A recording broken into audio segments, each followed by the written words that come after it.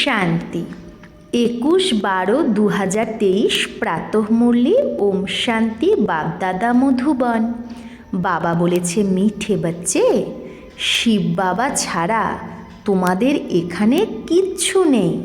তাই এই দেহ ভান থেকেও দূরে খালি বেগার হতে হবে। বেগার হি প্রিন্স হবে। তো বাবা বলছে, শিব বাবা ছাড়া আমাদের এখানে আর কিচ্ছু নেই। তাই এ দেহের ভানকেও ছেড়ে দূরে খালি বেগার হতে হবে। দেহ ভান থেকেও দূর হতে হবে, একদম পুরো খালি বেগার, ভিখারি। যে ভিখারি হবে মানে আমার কিচ্ছু নেই, সেই প্রিন্স হবে, রাজকুমার। প্রশ্ন, ড্রামার যথার্থ নলেজ কোন খেয়ালত সমাপ্ত কর দেতি হে? ড্রামার যথার্থ নলেজ থাকলে আমাদের কোন চিন্তা সমাপ্ত হয়ে যায়? উত্তর, এই অসুখ কেন এলো, এরকম যদি না করতাম তাহলে এরকম হতো না। এই বিঘ্ন কেন পড়েছে, বন্ধন কেন এসছে, এই সব খেয়াল বা চিন্তা ড্রামার যথার্থ নলেজ যা যদি থাকে তাহলে সমাপ্ত হয়ে যায়। কারণ ড্রামা অনুসারে যা হওয়ার সেটাই হচ্ছে। কল্প আগেও এরকমই হয়েছিল, পুরানো শরীর এটা, তাই একে জোড়াতালি দিয়েই চালাতে হবে। তাই কোনো চিন্তা আমাদের চলতে পারে না যে এটা কেন হলো, এটা যদি না করতাম এটা হতো, এরকম কোনো চিন্তাই আসতে পারে না। 5000 বছর আগে যা হয়েছিল সেটাই হচ্ছে। আর এটা পুরানো শরীর, এটা জোড়াতালি তো লাগিয়েই চলতে হবে। গীত, হামে উন রাহো পর চলনা হে। ওম শান্তি। ওই রাস্তায় চলতে হবে। তো কোন রাস্তায়? আর রাস্তা কে বলে? বাচ্চারা জানে যে আমরা কার রায়ে চলি। রায় বলো, রায় বা শ্রীমত বলো, একই কথা। তাই বাবা বলছে, রায় বলো বা রাহ বলো, রায় বলো বা রাস্তা বলো বা শ্রীমত বলো, কথা একই। এখন শ্রীমতে চলতে হবে। কিন্তু শ্রীমত কার? লেখা আছে শ্রীমদ্ ভগবদ্ গীতা। তো নিশ্চয় শ্রীমতের দিকে আমাদের বুদ্ধি যোগী যাবে। এখন তোমরা বাচ্চারা কার ইয়াদে বসে আছো? যদি শ্রীকৃষ্ণ বলো তো উनको वहा याद करना पड़े, সত্য যুগে তাকে ইয়াদ করতে হবে। তোমরা বাচ্চারা শ্রীকৃষ্ণকে ইয়াদ করো কি করো না? বর্ষে কে রূপ में याद करते हो। যদি আমরা শ্রীকৃষ্ণকে ইয়াদ করি, কি রূপে ইয়াদ করি? যে আমরা বাবাকে স্মরণ করলে যে শ্রীকৃষ্ণের দুনিয়ায় যাব, তাই বর্ষার রূপে আমরা ইয়াদ করি। এটা তো জানো আমরা প্রিন্স হব। এইরকম তো না যে আমরা জন্মেই লক্ষ্মীনারায়ণ হয়ে যাব, না। প্রথমে তো রাজকুমার রাজকুমারী হব, তারপরে সিংহাসনে বসে কি হব? মহারাজা মহারানী। তো বরাবর আমরা শিব বাবাকে ইয়াদ করি, কারণ শ্রীমত তারই। শ্রীকৃষ্ণ ভগবানুবাদ যারা বলে তারা তো শ্রীকৃষ্ণকেই স্মরণ করে। কিন্তু শ্রীকৃষ্ণকে কোথায় স্মরণ করবে? তাকে তো ইয়াদ করা হয় বৈকুণ্ঠে। তো মন মনা ভব অক্ষর শ্রীকৃষ্ণ বলতে পারে না, মধ্যাজি ভব বলতে পারে, কারণ শ্রীকৃষ্ণ মধ্যে মানে সত্য যুগে যাবে। কিন্তু শ্রীকৃষ্ণ তো এখন বলতে পারবে না দেহ সহিত সব ধর্ম ছেড়ে এক আমাকে স্মরণ করো, কারণ শ্রীকৃষ্ণের তো নিজেরই দেহ আছে। তো মুঝে ইয়াদ করো এটা শ্রীকৃষ্ণ বলতে পারবে না, কারণ সে তো বৈকুণ্ঠে আছে। দুনিয়া এই কথাগুলোকে জানে না। বাবা বলে, বাচ্চা এগুলো সব শাস্ত্র ভক্তি মার্গের, সব ধর্মশাস্ত্রে গীতাও চলে আসে। তো সব ধর্মশাস্ত্রের মধ্যে গীতাও চলে আসে। বরাবর গীতা ভারতের ধর্মশাস্ত্র।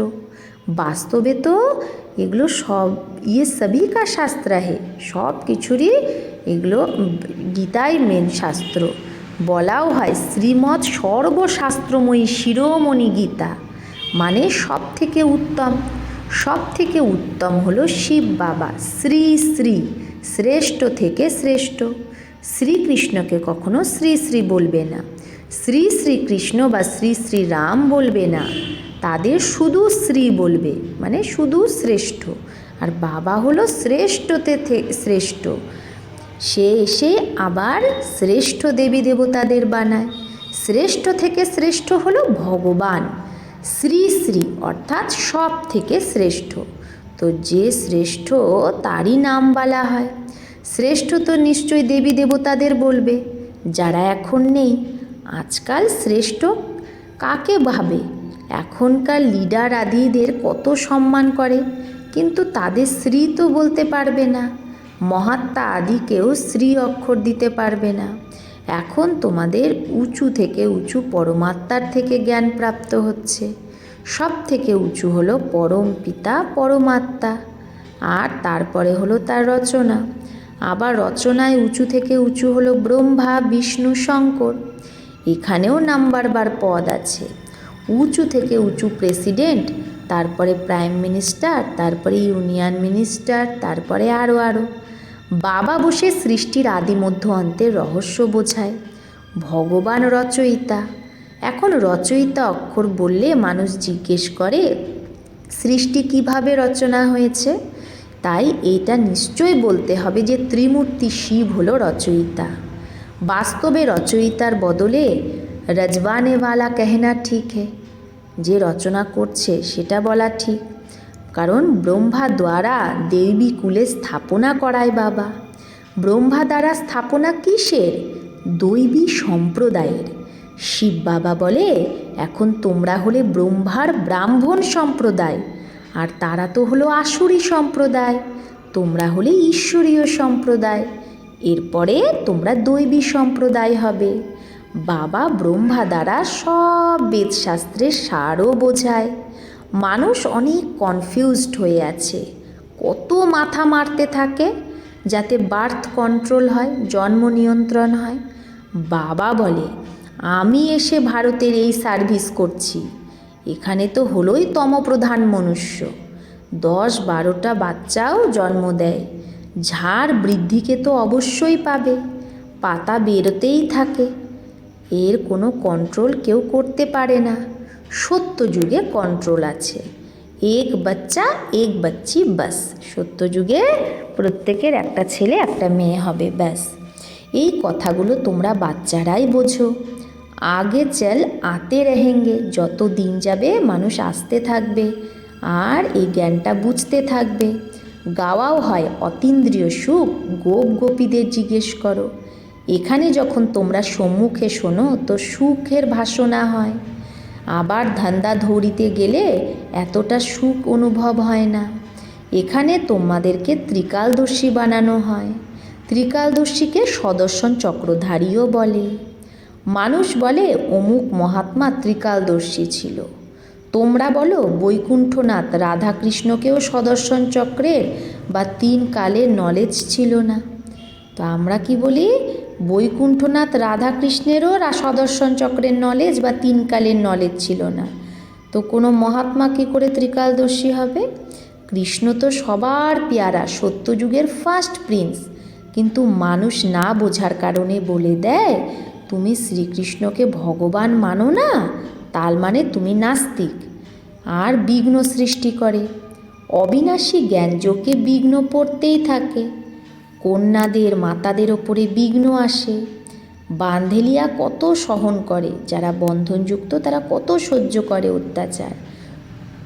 তো বোঝা উচিত ড্রামা অনুসারে আমার পার্ট এরকমই।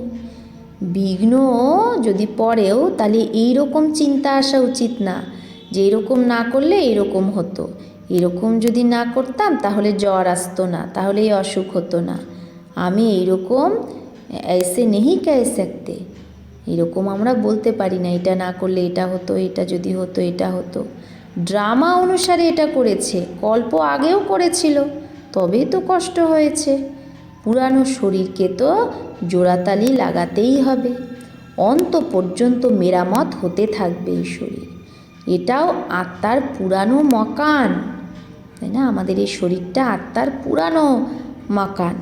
আত্মা বলে আমিও অনেক পুরানো, আমার মধ্যেও কোনো শক্তি নেই। শক্তি না হওয়ার কারণে কমজোর মানুষ দুঃখ ভোগ করে। মায়া কমজোরকে অনেক দুঃখ দেয়। আমরা ভারতবাসীদের বরাবর মায়া খুব কমজোর করে দিয়েছে। আমরা অনেক তাকত শক্তি সম্পন্ন ছিলাম, আবার মায়া কমজোর বানিয়ে দিয়েছে। এখন আবার তার উপর জিত পাই তো মায়াও আবার আমাদের দুশ্মন হয়ে যায়। ভারতকেই জাস্তি দুঃখ দেয়, ভারতই বেশি দুঃখ পায়, সবার থেকে ধার নেয়। ভারত একদম পুরানো হয়ে গেছে।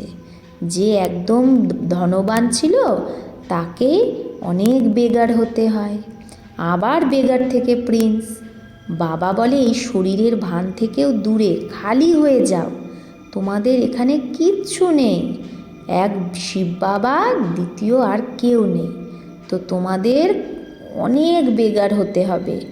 যুক্তিও বাবা বলতে থাকে।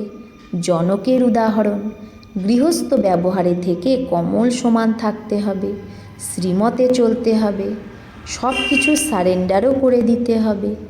জনক সব কিছু দিয়েছিল, তারপরে তাকে বলেছিল যে নিজের সম্পত্তি তুমি সামলাও, কিন্তু ট্রাস্টি হয়ে থাকো। হরিশ্চন্দ্রেরও দৃষ্টান্ত আছে। বাবা বোঝায়, বাচ্চা তুমি যদি বীজ না বপন করো তো তোমার পথ কম হয়ে যাবে। বীজ বপন মানে কাউকে জ্ঞান না দাও। ফলো ফাদার, তোমাদের সামনে এই দাদা বসে আছে, একদমই শিব বাবা আর শিব শক্তিদের ট্রাস্টি বানিয়েছে। না, ব্রহ্মা বাবা শিব বাবা আর শিব শক্তিদের ট্রাস্টি বানিয়ে দিয়েছে। শিব বাবা থোড়েই বসে সামলাবে, তো ইয়া আপনে পর থোড়ি হি বলি চড়েগা। তো ব্রহ্মা বাবা কি নিজের ওপর থোড়েই বলি চড়বে? তাকে তো মাতাদের ওপর বলি চড়তে হয়, মাতাদেরই আগে করতে হবে। বাবা এসে জ্ঞান অমৃতের কলস মাতাদেরকেই দেয়, যাতে মানুষকে দেবতা বানায়। লক্ষ্মীকে দেয় না। এই সময় সেই লক্ষ্মী কি এই সঙ্গম যুগে জগদম্বা, সত্যযুগে হবে লক্ষ্মী। জগদম্বার গীত কত ভালো বানানো আছে, তার অনেক মান্যতা। সেই সৌভাগ্য বিধাতা কীরকম, সে ধন কি করে পেল? ব্রহ্মার থেকে নাকি কৃষ্ণের থেকে? না, ধন তাও সে পায় জ্ঞান সাগরের থেকে। এটা বড় গুপ্ত কথা। ভগবানও বাজ সবার জন্য, ভগবান তো সবার না।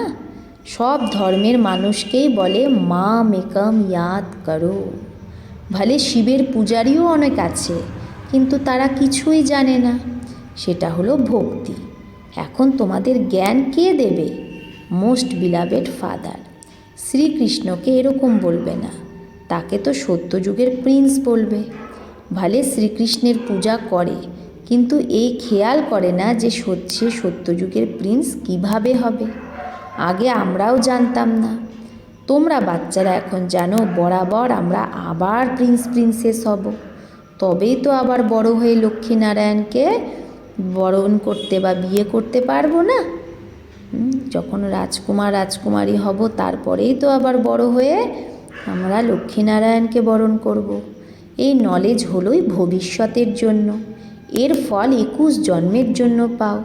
কৃষ্ণের জন্য বলবে না যে সে বর্ষা দেয়, বর্ষা বাবার থেকেই পাওয়া যায়।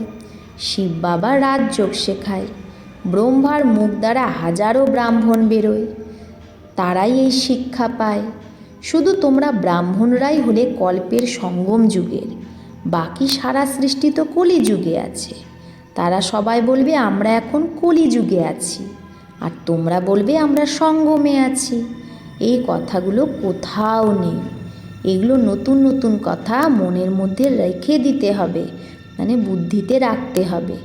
মুখ্য কথাই হলো বাবা আর বর্ষাকেই ইয়াদ করা। যদি পবিত্র না থাকো তো কখনোই যোগ লাগবে না। ল বলে না, তাই এত পদও পেতে পারো না। অল্প যোগ লাগালে স্বর্গে তো যাবে। বাবা বলে যদি পবিত্র না হও তো আমার কাছে আসতে পারবে না। মানে ঘরে বসেও স্বর্গে আসতে পারো, ভালো পথ পেতে পারো, কিন্তু তখনই যখন যোগে থাকবে আর পবিত্র হবে। পবিত্রতা ছাড়া যোগ লাগবে না। মায়া যোগ লাগাতেই দেবে না। সচ্চে দিল পর সাহেব রাজি হোগা, যার দিল সচ্চা তার উপরেই বাবা রাজি হবে। যে বিকারে যেতে থাকে আর বলে আমি শিব বাবাকে ইয়াদ করি, সেটা তো সে নিজের দিলকে নিজের মনকে খুশি করে। মুখ্য হলোই পবিত্রতা। বলে বার্থ কন্ট্রোল করো, বাচ্চা জন্ম দিও না। এটা তো হলোই তমপ্রধান দুনিয়া। এখন বাবা বার্থ কন্ট্রোল করাচ্ছে। তোমরা হলে সবাই কুমার কুমারী, তো এখানে বিকারের ব্যাপারই নেই। এখানে তো বিষের ওপর বাচ্চাদের কত বিষের কারণে অত্যাচার সহ্য করতে হয়। বাবা বলে অনেক সামলে রাখতে হবে নিজেকে। এখানে এইরকম তো কেউ হবে না যে মদও খায়। বাবা বাচ্চাদের যে জিজ্ঞেস করে যে এগুলো থেকে নিজেকে সামলাতে হবে, আমার কোনো বাচ্চা তো এরকম হবে না এখানে যে মদ খায়। যদি মিথ্যা বলো তো ধর্মরাজের কড়া সাজা ভোগ করতে হবে। ভগবানের আগে তো সত্যি কথা বলতে হবে ভগবানের সামনে। কেউ যদি শরাব কিসি কারণ সে অথবা দবাই রীতি সে পিতে হে, তো বাবা বলছে, জিজ্ঞেস করছে বাচ্চাদের মধ্যে এখানে কেউ কি আছে যে অল্প মদ কোনো কারণে বা ওষুধের মতো অল্প করে খায়? কেউ হাত ওঠালো না। এখানে সত্যি অবশ্যই বলতে হবে। কোনো ভুল যদি হয় তাহলে আবার লেখা উচিত, বাবা আমার দ্বারাই ভুল হয়েছে, মায়া থাপ্পড় মেরেছে। বাবাকে তো অনেকে লেখেও, আজ আমার মধ্যে ক্রোধের ভূত এসে গেছে, আজ মায়া আমাকে থাপ্পড় মেরে দিয়েছে। আপকি তো মত হে, থাপ্পড় নেহি মারনা চাহিয়ে। তো অনেকে আবার তার বাচ্চাকে বা কাউকে হয়তো থাপ্পড় মেরে দিয়েছে, তো বাবার কাছে আবার সরিও চায়। বাবার কাছে চিঠি লেখে, বাবা তোমার তো মত যে কাউকে থাপ্পড় মারা উচিত না, তা আমি তো মেরেছি। তো দেখায় কৃষ্ণকে সে দড়ি দিয়ে বেঁধে রেখেছে। তো এগুলো তো সব মিথ্যা কথা। বাচ্চাদের ভালোবেসে অন্যকে শিক্ষা দেওয়া উচিত। মার নেহি দেনি চাহিয়ে, মারলে চলবে না বাচ্চাদের, মেরে শিক্ষা দেওয়া উচিত না, ভালোবেসে। যে কৃষ্ণকে তার মা বেঁধে রেখেছিল, এগুলো সব ঝুটি বাতে। তো বাবা বলছে তুমি যদি তোমার বাচ্চাকে শিক্ষা দিতে চাও, যদি দুষ্টামি করে তাহলে তুমি তার খাওয়া বন্ধ করে দাও, মিষ্টি দিও না, এইরকম সুধারনা চাহিয়ে, এইরকমভাবে তাকে শুধরাও। থাপ্পড় মারা এগুলো হচ্ছে ক্রোধের নিশানি। সেটাও সবই মহাত্মা পর ক্রোধ করতে হে। তা বলছে তাও তুমি কার উপর ক্রোধ করছো? মহাত্মার ওপর। মানে ছোট বাচ্চাকে, মহাত্মার সমানই হয় না ছোট বাচ্চা, তাই থাপ্পড় মারা উচিত না।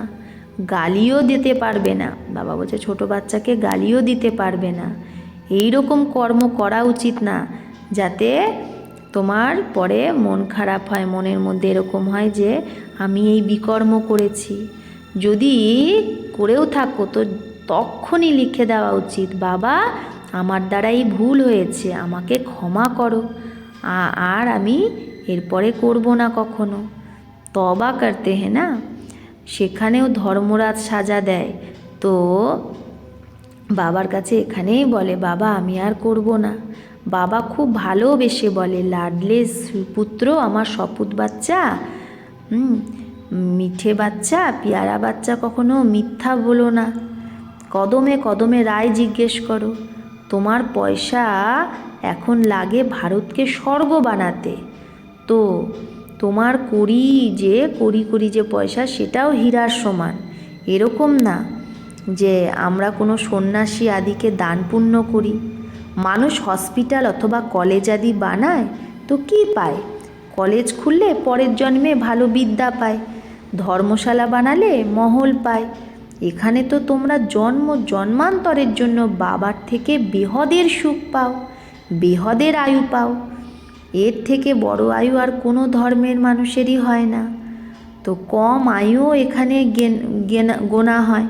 তো এখন বেহদের বাবাকে চলতে ফিরতে উঠতে বসতে ইয়াদ করলে তবেই খুশিতে থাকবে। কোনো কষ্ট হলে বাবাকে জিজ্ঞেস করো। বাকি এরকম থোড়েই गरीब होंगे कहेंगे बाबा हम तो आपके हैं, अब हम आपके पास बैठ जाते हैं। তো বাকি এরকম কি থোড়ি যে গরিব যদি কেউ হয় সে বলবে বাবা আমি তো তোমারই, তাহলে তোমার এই যজ্ঞেই আমি বসে গেলাম, এখানেই থাকলাম। এরকম তো দুনিয়ায় অনেক গরিব আছে। সবাই যদি বলে আমাকে মধুবনে রেখে দাও, এরকম তো তাহলে লাখ লাখ মানুষ জড়ো হয়ে যাবে, এটাও নিয়ম নেই। তোমাদের গৃহস্থ ব্যবহারে থাকতে হবে, এখানে এরকমভাবে থাকা যায় না। ধান্দায় সদাই ঈশ্বরের অর্থে 1-2 পয়সা বের করে। বাবা বলে, আচ্ছা তুমি গরিব, কিচ্ছু বের করো না, নলেজটাকে তো বোঝো, মানে কিছু ধন দিও না, নলেজটাকে তো বোঝো, আর মনমনা ভব হয়ে যাও। তোমাদের মাম্মা কি দিয়েছিল, তাও তো সে জ্ঞানের তীখা গেছে না, তন মন দিয়ে সেবা করছে, এতে পয়সার ব্যাপার নেই। অনেকে बहुत बहुत करके 1 रुपया दे देना तुम्हें साहूकार जितना मिल जाएगा। তাও বাবা বলছে, খুব বেশি তুমি তাহলে পারছো না যখন 1 টাকা দিও, তাহলেও তুমি ধনবানের মতোই পথ পাবে। ধনবান অনেক পয়সা দিয়েও যে ভাগ্য কামাই করছে, তুমি 1 টাকা দিয়েও সেই 1 পয়সা দিয়েও সেই পথ পাবে। প্রথমে নিজের গৃহস্থ ব্যবহারকে সামলাতে হবে, বাচ্চারা যেন দুঃখী না হয়। अच्छा, मीठे मीठे सिकिलधे बच्चों प्रति माता पिता बाप दादा का याद प्यार और गुड मॉर्निंग। वंदे मातरम, सलाम वालेकुम, जय जय जय हो तेरी, ओम शांति। तो हम रूहानी बच्चों की रूहानी माता पिता बाप दादा को याद प्यार गुड मॉर्निंग और मालेकुम अस्सलाम। ধারণার জন্য মুখ্য সার। 1, এরকম কোনো কর্ম করা উচিত না যেটা করে পরে চিন্তা হয়, পশ্চাতাপ করতে হয়। মিথ্যা বলা উচিত না, সত্য বাবার কাছে সত্য থাকা উচিত। 2, ভারতকে স্বর্গ বানানোর জন্য নিজের এক এক কড়িও সফল করতে হবে। ব্রহ্মা বাবার সমান সারেন্ডার হয়ে ট্রাস্টি হয়ে থাকতে হবে। বরদান, প্রত্যেক আত্মার সম্পর্কে এসে সব প্রশ্ন থেকে পার যে থাকে সেই সদা প্রসন্নচিৎ ভব। তো প্রত্যেক আত্মার সম্পর্কে এসে সব প্রশ্ন থেকে যে পার থাকে সেই সদা প্রসন্নচিত্ত ভব। প্রত্যেক আত্মার সম্পর্কে আসার পরে যেন কখনো মনের মধ্যে এই প্রশ্ন উৎপন্ন না হয় যে এ কেন এরকম করে, বা এ এরকম কেন বলে, এই কথাটা এরকম না, এরকম হওয়া চাই। যে এই প্রশ্ন থেকে পার থাকে সেই সদা প্রসন্ন চিত্ত থাকে। কিন্তু যেই প্রশ্নের কিউ মানে প্রশ্নের লাইনে চলে যায়, রচনা তৈরি করে, তো উन्हें पालना भी करनी पड़ती है।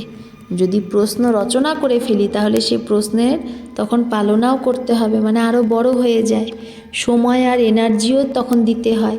তাই এই ব্যর্থ রচনার বার্থ কন্ট্রোল করো, এই ব্যর্থ রচনা তুমি নিয়ন্ত্রণ করো, যে প্রশ্ন এনো না মনে। স্লোগান, নিজের নয়নে বিন্দুরূপ বাবাকে বসিয়ে নাও, তো আর কেউ সেখানে বসতে পারবে না। বাবা বলছে নিজের নয়নে বিন্দুরূপ বাবাকে বসিয়ে নাও, তো আর কেউ সেখানে বসতে পারবে না। আচ্ছা, ওম শান্তি।